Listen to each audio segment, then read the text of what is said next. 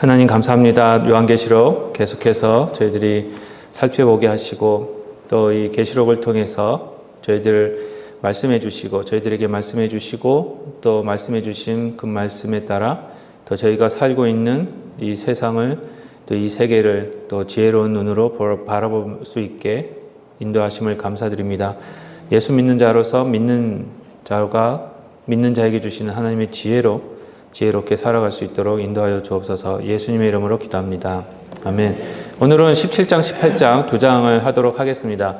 오늘 계속해서 20장까지는요, 이제 하나님께서 마지막 심판, 그래서 짐승, 그다음 바다 짐승, 육지 짐승, 그 용까지 다 심판하시는, 그래서 마지막 최후의 승리가 나타나는 그 시기까지 가는 이제 그 내용입니다. 특별히 오늘은 이 음녀에 대해서 저희들이 할 겁니다. 그래서 음녀가 받는 심판, 그리고 왜 그런 심판을 받는지, 그리고 음녀가 누군지, 그리고 그 음녀를 쫓고 있는 자들이 또 누구였는지, 왜 그를 쫓았는지, 어떻게 해서 왜 같이 심판을 받을 수밖에 없는지, 그 부분에 대해서 같이 살펴보도록 하겠습니다. 특별히 이 부분은요,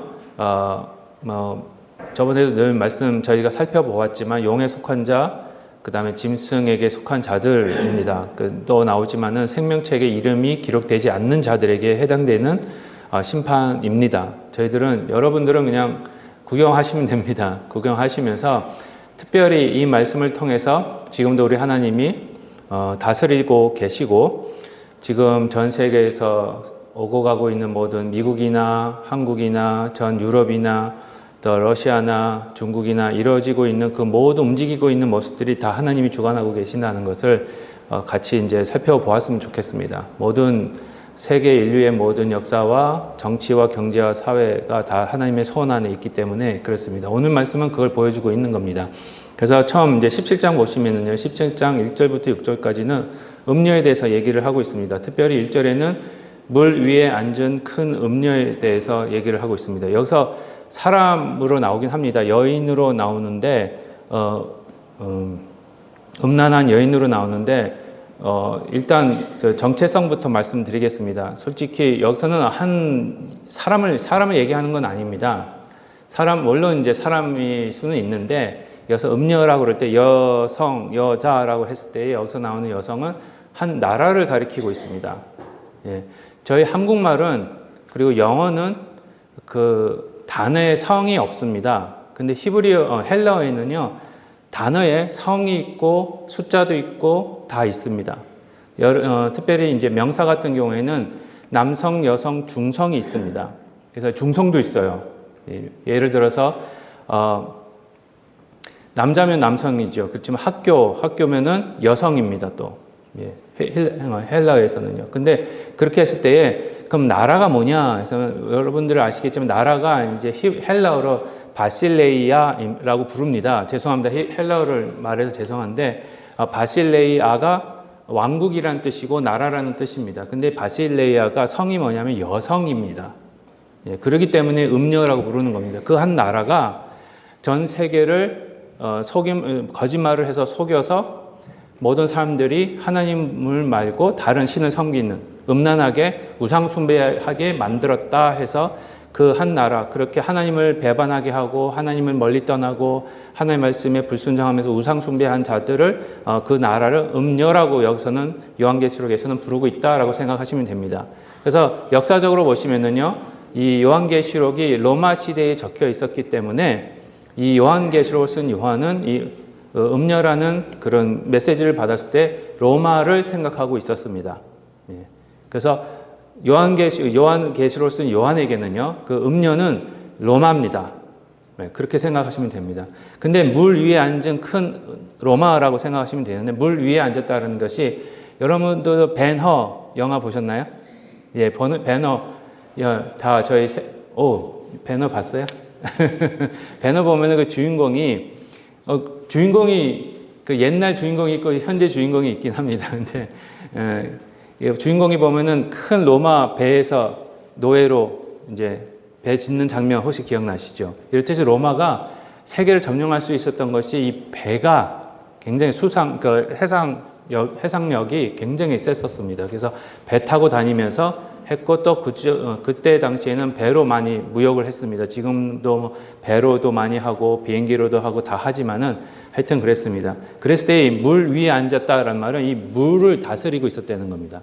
그러니까 점령을 다 했다는 거예요. 그러니까 로마라는 나라가 그때 당시에 전 세계를 점령하고 있는 모습을 상징적으로 이렇게 보여주고 있는 겁니다. 그랬을 때에 2절에 보시면은 그 땅의 임금들과 땅에 사는 자들이 음료의 음행에 취했다 그랬는데 무슨 거에 취했냐 하면은 이 로마가 이제 성경에서는 바벨론을 또 상징적으로 얘기를 하는데 그때 당시에 바벨론이든 로마든 다 같은 동격으로 봤습니다. 그들이 다른 땅의 임금들, 다른 나라까지도 그 자기들이 그 로마나 바벨론이 거짓말을 해서 그들이 하나님을 떠나서 그렇죠. 하나님을 떠나서 우상을 섬기게끔 했습니다. 근데 이때 당시에요.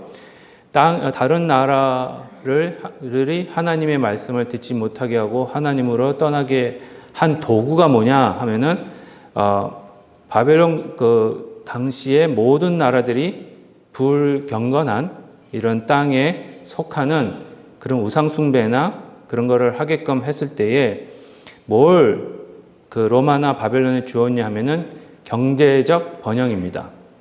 그래서 경제적 번영을 주면서 거기에 경제적으로 번영을 해서 그러니까 그 경제 부유함에 취해서 하나님을 멀리한 그거를 말씀하고 계십니다. 근데 그것이 요한계시록에서 얘기한 게 아니고요. 이사야에서 이미 나와 있습니다. 그래서 이사야서 23장 15절부터 18절까지 보시면 있는데 특별히 제가 17절부터 시작을 했습니다. 보시면 거기 가운데서도 빨간 걸로 해놓은 거 가만히 보시면 17절에 하나님께서 여기서 들어오라 하면 바벨론입니다. 여기서는 바벨론인데 구약에서는 바벨론, 신약에서는 로마입니다. 똑같이 하나님께서 하나님의 적국으로 본 거예요. 음료로 본 겁니다. 구약에서는 바벨론, 신약에서는 로마인데 그 두 나라가 공통적으로 행하면서 하나님의 백성들뿐만 아니라 다른 나라 사람들까지 유혹해서 하나님으로부터 멀어지게 한 그 수단이 뭐냐면은 바로 돈입니다. 17절에 보시면요. 70년이 찬 후에 여호와께서 두로를 돌보시리니 그가 다시 값을 받고 지면에 있는 열방과 음란을 행할 것이며 이런 말씀을 보시면은 바벨론이나 로마가 뭘 가지고 음란한 행동을 했냐? 돈을 가지고 했다는 겁니다. 예, 돈을 가지고. 그러니까 너무 거기에 경제적으로 풍요함을 줌으로 인해서 하나님을 잊어버리게. 그리고 18절에도 보시면 무역이 나오죠. 무역. 장사를 그렇게 갑자기 끊겼죠? 죄송합니다. 그래서 무역하면서 이제 이익을 얻은 그걸 가지고 하나님께 돌리고 간직하거나 쌓아두지 아니하고 여기에 문제가 있는 겁니다. 그렇죠? 돈을 많이 벌었어요. 바벨론이나 로마 무역을 해서 풍부하게 됐고요. 또 바벨론이나 로마에 의존해서 살았던 많은 나라들이 굉장히 부유했습니다. 특별히 로마 보면은 7교회가 있는 에베소서, 고린도 교회 다 고린도 지역이나 에베소 지역이나 모든 지역들이 다 부자 동네였어요. 지금으로 말하면 뉴욕이고 LA고 아틀란타고 시애틀이고 그렇습니다. 그런데 이렇게 무역함으로 해서 장사함으로 큰 돈을 얻었음에도 불구하고 하나님께 그 이익을 돌리거나 하나님을 위해서 쓰거나 사용하거나 하나님을 위해서 이렇게 모금한 것이 아니라 그 무역한 것이 그렇죠? 자기들의 욕심을 위해서 사용했다라고 말씀을 하십니다. 그래서 그걸 음행했다라고 이제 성경을 얘기하고 있는 겁니다. 그래서 요한계시록에서도 보시면요, 로마를 중심으로 로마가 굉장히 부강했잖아요, 그렇죠? 부강했고 올림픽 체육 경기도 많았고 굉장히 화려했고 사치스러웠고 라스베가스 같은 데 가면은 이제 굉장히 화려하고 그렇죠. 그런 모양들이 있었습니다. 그래서 그런 모습들로 인해서 하나님을 멀리하게끔 한 죄가 있기 때문에 로마나 바벨론은 음료로 부르는 겁니다. 그랬을 때에 음료가 붉은빛 짐승을 탄 모습이 나옵니다. 3절에서. 3절에는요, 이 여자는요, 한 나라를 가리키는 여자는 짐승과 일하는, 육지의 짐승과 일하는 그런 나라였습니다. 그 나라가 어떤 일을 했냐면은 사회적, 문화적, 경제적, 종교적 측면에서 그걸 이용해서 하나님으로부터 사람들을 멀어지게끔 우상 숭배를 하게끔 만들어 버린 겁니다.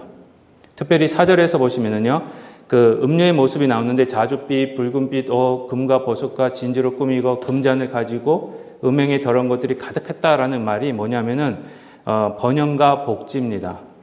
번영과 복지를 약속해 주는 거예요. 그래서 번영과 복지를 하나님으로부터 찾는 것이 아니라 하나님께 갈 필요 없다. 그렇죠? 이 로마에 의존하고 로마가 하는 대로만 하면 너희들이 잘 살 수 있다 이라는 겁니다. 예. 그래서 그때 당시에 이제 로마 시대 때에는 또 음행으로 표시를 한 것이 하나님 말고 다른 신을 섬긴 것을 음행한 것으로 성경에서는 얘기를 하는데, 그때 당시에 상업, 조합, 저번에도 말씀드렸지만 로마 시대 때에는 뭐가 있었냐면은 장사를 하려면은요, 어느 한 신전에 가서 예배를 드려야 됩니다. 지금 흔히 한국에서 무슨 영화를 만들었어요. 그 영화가 잘 되게 하기 위해서는 거기다 뭘 갖다 놓고 뭘 합니까? 그렇죠. 돼지 머리 놓고, 예, 절하듯이 예, 로마가 그랬어요. 모든 사람에게 그걸 요구를 했어요. 예, 어느 신전에 가서 제사를 지내야만, 예, 거기서 장사할 수 있는 허가증을 줬고요. 그걸 해야만 할 수 있는, 시장을 해서 뭐 장사를 하든 무역을 하든 그렇게 할 수 있게끔 해주었습니다. 근데 예수 믿는 사람이 그걸 못 하잖아요. 안 하면 살 방법이 없는 거예요. 로마 시대 때. 예. 근데 교회가 그걸 참고 했을 때 하나님 예수님이 보시고 끝까지 참은, 이제 그래서 서머나 교회 같은 데는 굉장히 가난했어요. 예. 그런데 예수님이 칭찬해 주시잖아요. 비록 너희는 가진 건 없지만 굉장히 부자다 이렇게 말하면서, 오히려 반대로 라오디게아 교회는 굉장히 부자였어요. 그리고 큰 대형 교회였을 거예요. 예. 근데 굉장히 가난하다, 옷을 벗었다 이렇게. 왜냐하면 세상과 타협하면서 세상에서 교회에서 예배하고는 나가서는 신전 가서는 돼지머리에 절하고 뭐 그러니까, 그러면서 장사하면서 돈 번 거 가지고 11조하고 헌금하고, 그러니까 교회는 부흥하는데, 예, 예수님 보시기에는 이 교회는 아니다 이렇게 말씀하신 거예요. 예수님이 아예 없는 거예요. 그래서 라오디게아 교회한테 뭐라 그러십니까? 문 밖에 서서 내가 두드린다. 예수님을 쫓아낸 교회입니다. 이제 서머나 교회나 이제 필라델피아 교회 같은 경우에는 굉장히 작았고, 예, 희망으로는 저희 교회가 그와 같지 않았을까 이렇게 이제 생각해 보는데, 굉장히 가난했고 핍박 많이 받았고 제대로 장사하시는 분도 없었어요. 왜냐? 가서 제사하는 걸 이렇게 반대했기 때문에. 그러니까 어떻게 살았는지 하나님께서 주시는 그 매일매일 양식으로 살았던 그런 모습이 거기서 나오고 있습니다. 그래서 하여튼 로마가 그런 시기였어요. 그래서 번영과 복지를 하면서 이제 특별히 이제 6절에서 보시면은 그 음녀가, 로마가 그런 반대하는 예수 믿는 교회를, 또 예수 믿는 사람들이나 교회를 핍박하고 이제 죽이고 그런 일들을 벌였기 때문에 그 피해, 예수님의 피해, 예수님을 예수님의 증인들의 피, 그리고 성도들의 피, 거기에 취했다라는 말은 그만큼 순교자들이 많이 나오게끔 만들어버린 겁니다. 그래서 그런 말씀이 1절부터 6절까지 있고요. 그 다음에 7절부터는 이제 음료뿐만 아니라 7머리와 12이 나오기 시작합니다. 여기서도 간단합니다. 여기는 다 음료라는 것은 한 전체적인 전 세계를 다스리는 나라고요. 로마라고 생각하시면 되고, 7머리와 10뿔은 그 음료에 붙어있는 다른 왕들이라고 생각하시면 됩니다. 특별히 이 10뿔이라고 그랬을 때 저희가 다니엘서 7장에서 이미 저희가 다니엘서 하면서 찾아봤지만, 다니엘서 7장 24절에 보시면 그 10뿔은 그 나라에서 일어날 10왕, 또 하나가 일어나고 먼저 있던 자들과 다루고 또 새 왕을 복종시킬 것이고, 그 왕들에 대해서 얘기를 합니다. 그러니까 정치적인 상황을 얘기하고 있습니다. 그러니까 로마를 중심으로 해서, 그렇죠? 프랑스도 있을 거고, 그때 당시 프랑스라고 얘기했는지 모르겠지만 프랑스도 있을 거고 이집트도 있고 그죠. 그다음에 이란과 이라크도 있었고 그때 당시에 이란 이라크라고 말하진 않았지만 로마가 점령했을 때는 페르시아, 뭐 아시리아, 그다음에 바벨론 뭐 이렇게 얘기를 했겠죠. 근데 지금으로 치면은 이집트, 이란, 이라크, 영국, 중국, 러시아 이렇게 생각하시면 됩니다. 이런 그런 나라들을 설명하고 있는 겁니다. 그러니까 일곱 머리나 열 뿔 다 이제 다니엘서를 기본으로 보시면은 그렇게 나라라고 생각하시면 됩니다. 특별히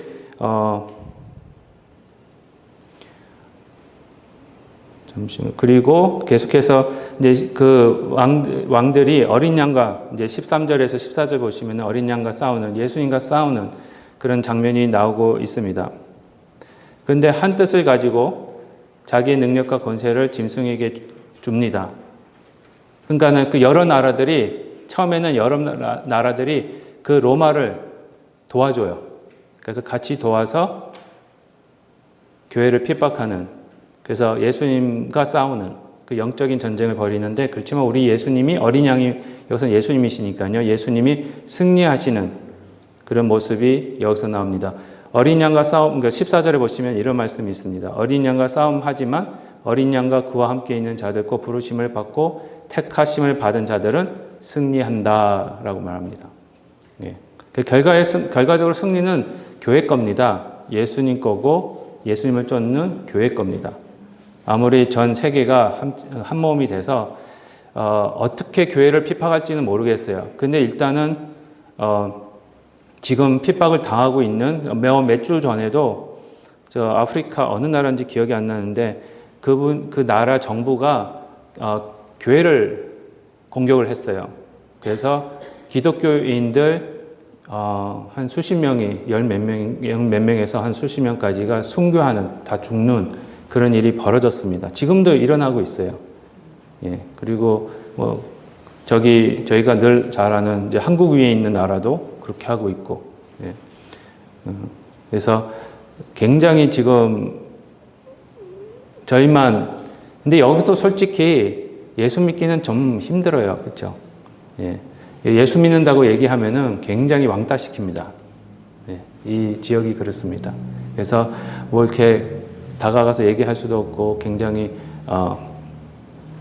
그 벌레 보듯이 보는 그런 시대가 요즘 시대지만 그렇지만 결국에는 승리는 교회에게 있다는 것을 여기서 말씀을 하고 계십니다. 계속해서 16절에서 18절까지 보시면은 16절에 특별히 16절 보시면은 내가 본 바 이 열불과 짐승은 음료를 미워하여 망하게 하고 벌겨벗게 하고 그의 살을 먹고 불로 아주 사르리라.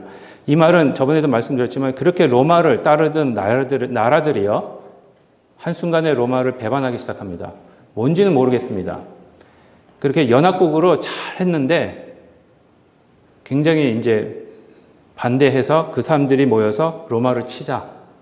로마에게 손해를 끼치자. 이렇게 얘기를 합니다. 그러니까 물론 하나님이 그 다른 나라를 통해서 그 음녀를 치시는 로마를 멸망시키시는 그런 일들이 벌어지는데 그게 이미 에스겔서 23장에 보시면은요. 에스겔서 23장에 보시면 예언되어져 있는 말씀입니다. 25절에 보시면요. 하나님이 말씀하십니다. 이 시절에는 구약은 바벨론이라고 말씀드렸습니다. 신약은 로마고요. 지금은 어느 나라인지 모르겠습니다. 근데 있습니다. 예. 하여튼 이제 제가 확실히 말씀드리고 싶은 것은 시대마다 대표적인 나라들이 있습니다. 그 나라를 에스겔에서는 바벨론을 가지고 말씀을 하시는데 내가 너를 향하여 질투하리니 그들이 분내어 너의 코와 귀를 깎아버리고 남은 자를 칼로 엎드러뜨리며 네 자녀를 빼앗고 그 남은 자를 불에 사르며 그리고 그 너의 몸에 옷을 벗기고 장식품을 빼앗고 쭉쭉쭉쭉 나오며 그러니까 저번에는 옛날에는 같이 앞에서는 예수님 교회까지 같이 핍박하면서 한 연합국이었던 나라들이 그들이 마음이 변해요. 하나님이 그렇게 하시는 것 같아요. 그래서 서로 치게 만듭니다. 그래서 예를 들어서 로마 있는 프랑스와 그다음에 영국이 지금으로 이렇게 말하면은 여러분들 오해하기 쉬우시니까 그러니까 로마가 있으면 바벨론과 아시리아와 페르시아가 그때 완전히 없어졌지만은 그 페르시아 자손들이 살고 있었어요. 바벨론에 사람들이 살고 있었고 그 다음에 아수르 사람들이 살고 있었습니다. 그러니까는 바벨론과 아수르와 특별히 시리아, 아수르, 바벨론, 그 다음에 이집트 사람들이 연합을 해서 로마를 치자 이렇게 된 겁니다. 그래서 하나님께서 그 바벨론을 이렇게 멸망을 시키시겠다라고 말씀을 하시는데 신약 시대에는 요한계시록에서는 로마가 그렇게 하나님께서 로마를 그렇게 심판하시겠다라고 말씀을 하시는 겁니다. 그러니까 로마가 통치하는 그 많은 나라들의 통치 세력으로 로마를 대적하게 하시는. 그래서 로마가 그때 당시 로마 뭐 이집트라든지 또 어디가 있을까? 로마 시대 때 무슨 나라라고 그럴까요? 하여튼 그 있는 나라들이 로마를 독일. 결과적으로요. 로마가 어느 나라에게 명하냐? 유럽 대륙 있잖아요. 얘는 독일을 중심으로 한 나라한테 망합니다. 예. 그래서 그렇죠. 역사적으로. 그래서 그게 이제 그러니까 그 힘의 움직임이 로마가 멸망하고 나서 기원 후 한 1000년까지 가요. 계속 그 신 로마 제국이 나타나면서 어떤 때는 중세 시대를 점령하던 게 로마 시대였는데 로마가 3명의 교황까지 나옵니다. 3명의 교황까지 나왔는데 그렇게 부패해버려요. 부패해서 그다가 한 명의 교황이 다 하나로 뭉치기도 하는데 나중에는 결국에는 독일을 중심으로 한 나라들이 합력해서 로마를 쳐버립니다. 이 말씀대로. 그래서 로마가 멸망해버려요. 그 다음부터 힘의 세력이 어디로 가느냐? 유럽으로 가버립니다. 그게 유럽에 갔다가 프랑스하고 독일을 중심으로 한 프랑스하고 영국이랑 굉장히 전쟁을 많이 해요. 그렇죠? 그래서 역사적으로 보시면은 프랑스 사람은 활을 쏘는데 그 라빈 훗 아시죠? 전설의 인물이긴 하면 역사적 인물은 아닙니다. 근데 활을 쏘는데 영국 사람인데 프랑스와 영국이랑 전쟁할 때 프랑스 사람들이 이렇게 당기는 거 있잖아요. 이렇게 당기는 거. 이렇게 생긴 건가요? 장궁. 근데 프랑스 사람은 이렇게 팅팅 튕기는 거, 총 같은 거 있잖아요. 그걸 썼어요. 그렇죠. 그래가지고 근데 영국이랑 프랑스랑 싸워서 영국이 이겨버려요. 어떻게 보면은 이렇게 활을 놓고 영화에서 보셨죠. 총 쏘듯이 쏘면 화살이 나가는 거. 그러니까 프랑스 사람들은 그걸 썼는데 어떻게 보면 그걸 이렇게 더 강력하잖아요. 멀리 나가고 세게 나가고. 근데 영국 사람들은 이렇게 써놓은 걸로 가지고 이겼어요. 그래서 이걸로 이겼어요. 그래서 영국은 이게 욕이에요. 아시죠? 지나가면 이렇게 하면 욕이에요. 왜냐면 영국 사람들이 이건가? 이거예요? 이거죠? 등 보여주는 거. 그렇죠. 이렇게 하는 게 왜냐면은 옛날에 프랑스하고 이겨가지고 요렇게 쏘니까 요걸로 이겼다 이거예요. 그래서 영국 사람들 그 욕이에요. 그래서 혹시 영국 가셔서 이렇게 하지 마세요. 2개 이렇게 하지 마세요. 2개, 몇 개 드릴까요? 2개 주세요. 그러면 큰일 납니다. 혹시 영국 가서 뭐 사실 일 있으면 요렇게 하십시오. 아니면은 이렇게 하든지, 요렇게 하든지. 큰일 나십니다. 무슨 얘기 하나? 전쟁.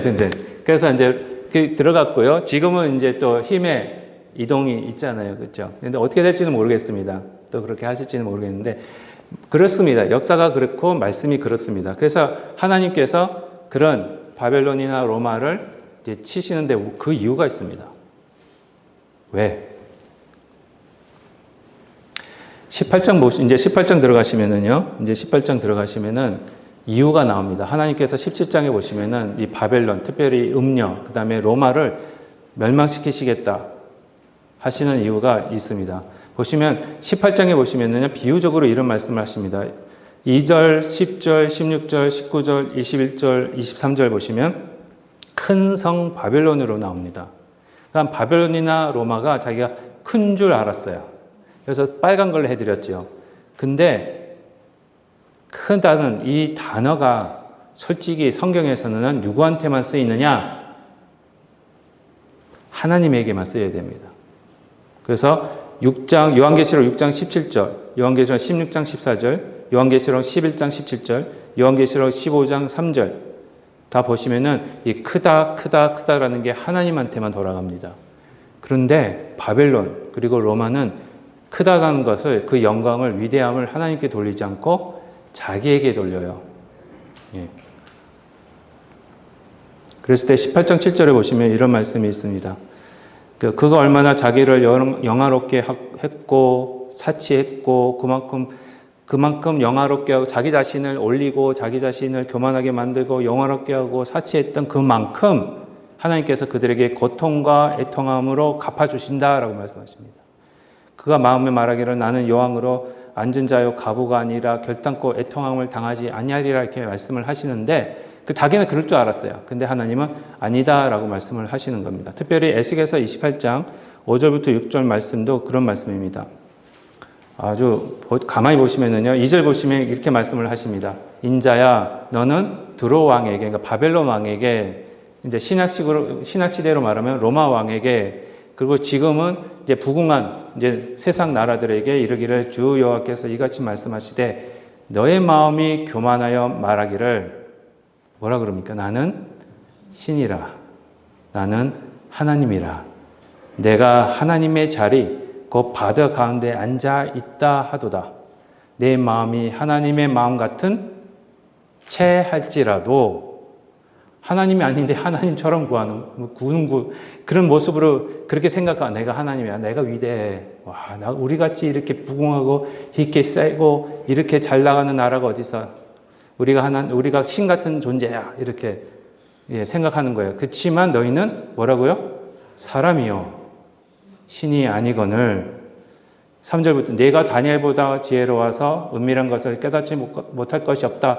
우리는 너무 지혜롭고 너무너무 똑똑해서 우리를 따라올 나라가 없어. 우리처럼 이렇게 IT가 발전하고 이렇게 교통이 발전하고 우주까지 가고 그런 나라가 없어. 예. 이렇게 할지라도 내 지혜와 청명으로 재물을 얻었으며 금과 은을 곳간에 저축하였으며, 그러니까 내가 이렇게 잘해서 지혜롭게 사업을 해서 이렇게 부궁하게 되고 부자가 됐다 이렇게 얘기를 하는 겁니다. 5절에서도요. 또 내 큰 지혜와 내 무역으로, 그렇죠? 장사를 잘해서 재물을 더하고 그 재물로 말미암아 너의 마음이 교만하였도다. 그러므로 주 여호와께서 이같이 말씀하셨느니라. 내 마음이 하나님의 마음 같은 채 하였으니. 예. 이게 세상입니다. 돈 많죠? 기술 뛰어나죠? 세계 석학들이 다 모여있죠?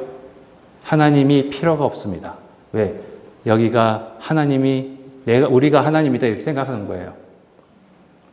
그랬을 때에 7절부터는 제가 그 다음에 그랬을 때에 7절부터는 안 나오지만 하나님께서 심판하시는 내용입니다. 제가 읽어드리겠습니다. 7절부터 10절입니다. 그런즉 내가 하나님이 이방인, 그렇죠, 다른 나라 사람들입니다. 이방인 곧 여러 나라의 강포한 자를 거느리고 와서 너를 치리니 그들이 칼을 빼어 너의 지혜의 아름다운 것을 치며 내 영화를 더럽히며 또 너를 구덩이에 빠뜨려서 너를 바다 가운데에서 죽임을 당한 자의 죽음같이 바다 가운데서 죽게 할지라. 내가 너를 죽이는 자 앞에서도 내가 하나님이라고 말하겠느냐? 우리 에스겔서가 굉장히 하나님이 재미있게 말씀하세요. 너가 네 자신이 하나님이라고 생각하고 그런 척하면서, 하나님은 아니지만 그런 척하면서 그런 마음을 가지고 있으면서 내가 똑똑해서 장사를 잘해서 이렇게 부자가 됐고, 내가 똑똑해서 이렇게 IT가 발전하고 교통이 발전하고 우주까지 갔다 오고 우주로 갔다 오니까 천국도 안 보이고 그러니까 여기가 최고다라고 말하지만, 내가 여러 나라를 통해서 너를 칠고 너가 무너질 때에 과연 너가 그들 앞에서도 내가 하나님이라고 말할 수 있는지 한번 보자, 그거예요. 너가 죽어가고 있는데도 그런 소리가 나오나 한번 보자. 우리 하나님 그런 말씀을 하시는 겁니다. 내가 너를 죽이는 자 앞에서도 내가 하나님이라고 말하겠느냐? 너를 치는 자들 앞에서 사람일 뿐이요, 그렇죠? 신이 아니라 내가 이방인의 손에서 죽기를 할례받지 않은 자의 죽음같이 하리니 내가 말하였음이니라. 주 여호와의 말씀이니라 하셨다 하라. 굉장히 무서운 말씀입니다. 예. 그랬을 때에 18절에 그러면은 어떤 음행이냐? 그 진노의 포도주, 그게 바로 그겁니다. 그 보시면은 사치와 세력이에요. 이게 굉장히 취해 있어요. 그러니까 부의 세력으로 부자가 됐고요.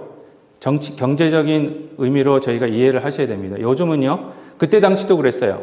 돈 많은 게 힘이에요. 예. 구약이나 신약이나. 예. 솔직히 요즘 안 그러는 세상 사람들은 여러분 그렇게 하지 마십시오. 우리는 예수 그리스도가 있기 때문에 돈 없다고 쭈그리고 그러지 마십시오. 우리 하나님이 계시는데, 그렇죠? 예. 돈이 굉장히 많아지면요, 굉장히 교만해져요. 내가 다 다스릴 것 같아. 내가 다 주장할 것 같아. 그래서 지금 나라들이 그렇게 하고 있는 겁니다. 그 취해 있는 거예요. 근데 굉장히 그 취했다라는 의미가, 그리고 마셨다 하는 의미가 무슨 의미냐면은 그겁니다.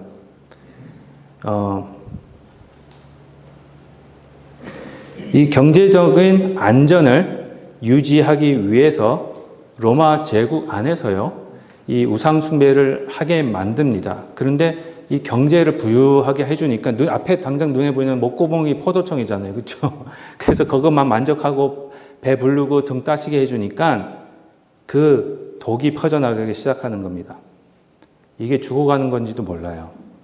왜냐 죽어가는 거냐 하면은요, 바벨론이나 로마가 궁극적으로 우리를 안전하게 해주지 못하고 하나님만이 진정한 안전의 근원이심을, 다시 말씀드리겠습니다. 이 바벨론이나 로마가 줬던 이 독주는요, 포도주는요, 뭐냐면은 경제 부흥입니다.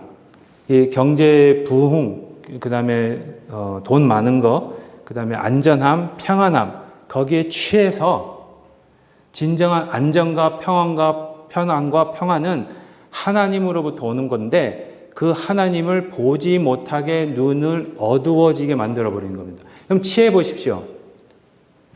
여러분들은 아직 취해 보신 분이 없어서 그걸 경험이 없어서 잘 모르시겠지만, 그렇다고 해서 제가 취해봤다는 거 아닙니다.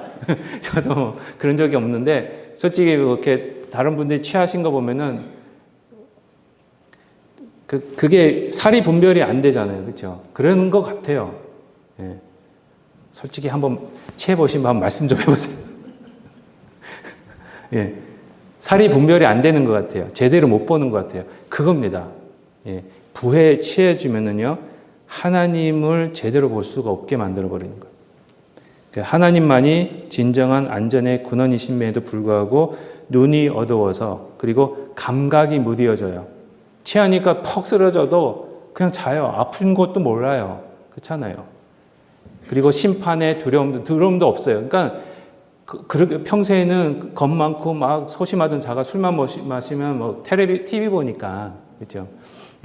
이렇게 어떻게 됩니까? 용기가 나와서 막 얘기하잖아요. 그러니까 두려움이 없어져. 하나님에 대한 두려움, 하나님에 대한 정체성, 하나님에 대한 어떤 감각이 묻어지고 안 보이게 되고 모르게 된다는 거예요.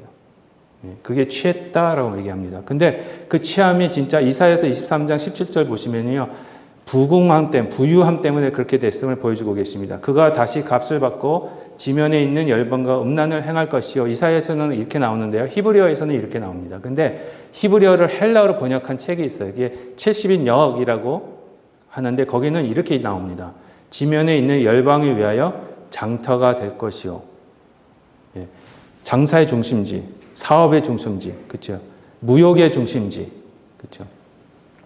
그런데 그 무역의 중심지가 됐고, 다시 요한계시록 18장 3절에 보시면 제가 빨간 걸 사치의 세력으로 치부하였도다 하더라라는 말이요, 어떻게 해석을 할 수 있냐면은 그 사치의 세력으로, 그 부에서 나오는 세력으로,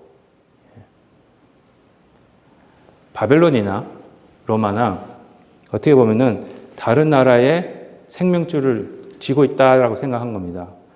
로마를 통해서 그들이 이렇게 부흥하게 되니까 먹을 게 거기서 나오는 거예요. 예. 그래서 그걸 통해서 거기에 취하다 보니까 하나님을 멀리하는, 쾌락을 누리게 되는 그런 삶을 살기 시작합니다. 특별히 이제 에스겔서 27장 12절과 33절에서도 같은 말씀을 하고 계십니다. 다시스는 여기서 다시스는 바벨론 각종 보화가 풍부함으로 너와 거래하였으며 은과 철과 주석과 납을 내 물품과 바꾸어 갔도다. 33절에서도요. 내 물품을 바다로 실어낼 때에 내가 여러 백성들을 풍족하게 하였으며 내 재물과 무역품이 많음으로 세상 왕들을 풍부하게 하였도다. 구약시대 때는요. 바벨론을 통해서 많은 여러 민족들이 풍부하게 됐어요. 그쪽에 무역을 많이 했습니다. 그러니까 바벨론 때문에 이익을 본 나라들이에요. 로마 때문에 이익을 본 나라들이에요. 그렇죠? 18세기 초기에는 영국 때문에 이익을 본 나라들이에요. 예. 지금은 또 그런 패턴이 있겠죠. 그렇죠? 예, 그런 부분들이 나오고 있음을 여기서 볼 수 있습니다. 그랬을 때에 18장의 9절부터 보시면 그가 함께 음행하고 사치하던 땅의 왕들이 이제 하나님께서 바벨론은 로마를 치기 시작하십니다. 아까처럼 이렇게 서로 어떻게 정치적으로 로마나 바벨론을 배반한 민족들이 나와서 그 사람들을 로마를 치고 바벨론 치든지 아니면 다른 방법을 치든지 하나님이 심판하실 때에 그 안에서 불타고 전쟁이 일어나면 막 불타잖아요. 그렇죠? 그 불타는 연기를 보고 그 이웃 나라들이 그 나라에 목을 메고 있던 나라들이 슬퍼하며 가슴을 치며 옵니다. 저 나라가 무너지면 우리도 굶을 것 같거든. 저 나라가 무너지면 우린 누구하고 무역하지? 예. 그렇게 되는 거예요. 그러니까 18장 11절에도요. 땅의 상인들이 그를 위하여 울고 애통합니다. 그러니까 이 한 나라가 경제가 막 떨어지면 다른 나라는 완전히 이거는 흔들리는 거예요. 경제 그 기본 자체가. 예. 그래서 막 두려워하는 겁니다. 그렇죠? 15절에서도요. 바벨론으로 말미암아 치부한 그 바벨론으로 말미암아 부유하게 된 이 상품의 상인들이 그 바벨론의 고통을 무서워하고 멀리 서서 울고 애통합니다. 예. 이 나라 바벨론이 로마가 잘 돼야 그 나라 우리도 잘 된다라고 생각하기 때문에 그렇습니다. 19절에서도 이렇게 얘기를 하고요. 예.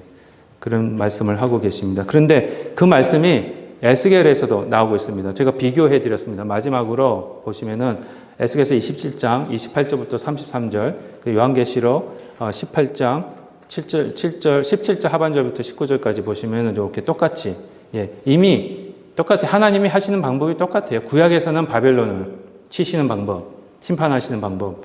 그 때문에 주위의 나라까지 다 하나님 심판하시는 방법.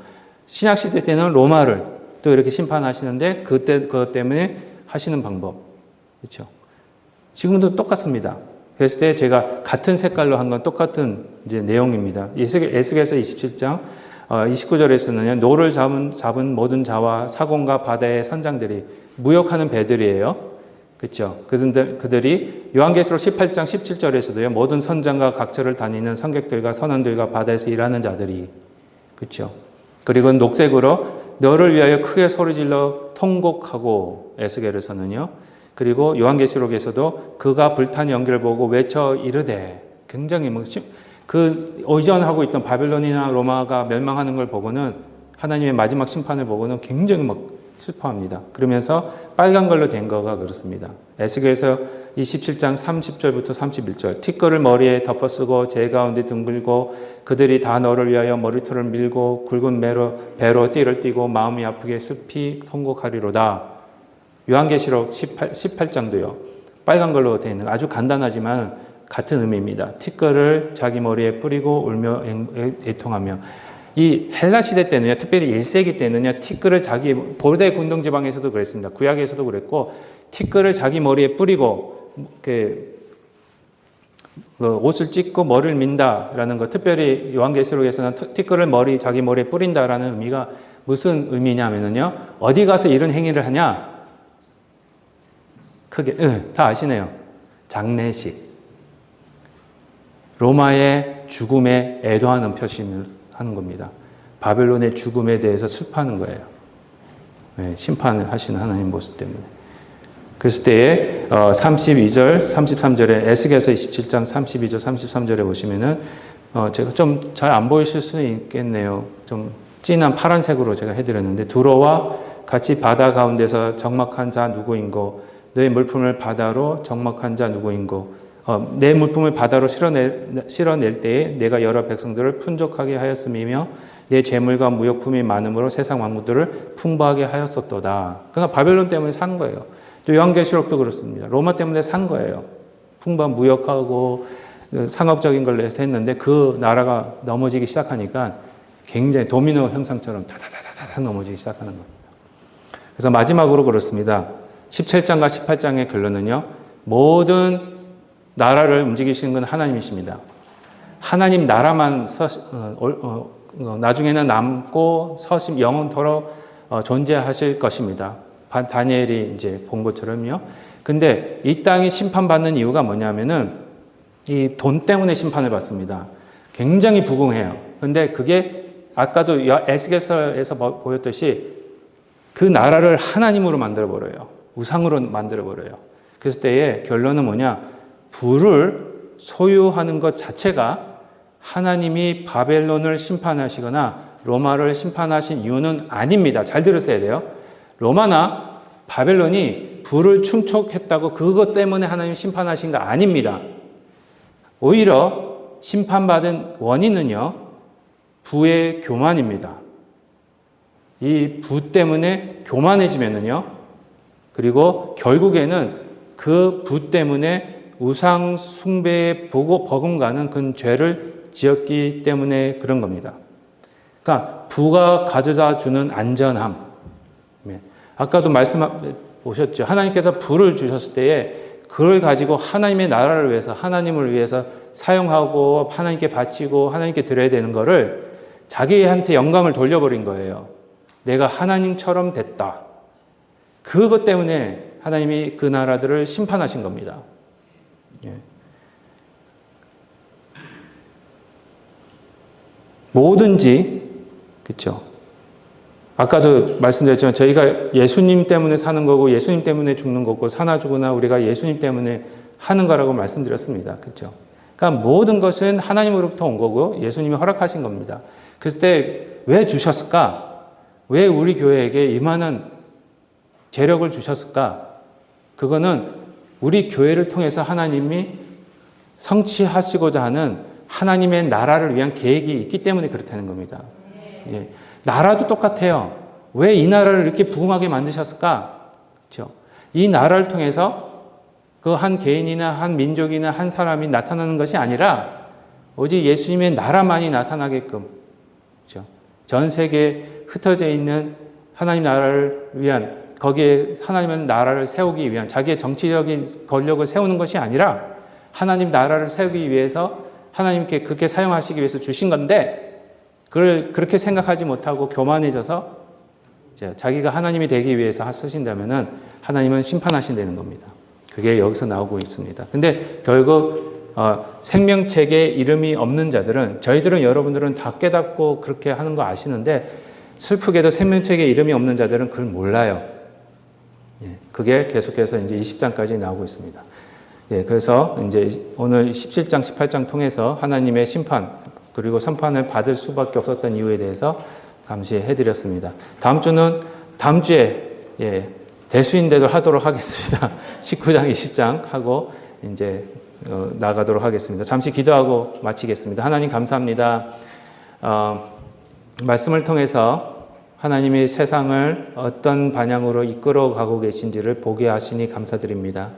저희들이 더욱더 왕 중의 왕이 되신 만군의 여호와이신 우리 하나님 앞에 겸손히 행할 수 있도록 인도하여 주시옵소서. 주님께서 주신 모든 것을 감사하며 주님을 위해서 사용할 수 있는 저희들이 될 수 있도록 축복하여 주옵소서. 감사하며 예수님의 이름으로 기도합니다. 아멘. 예,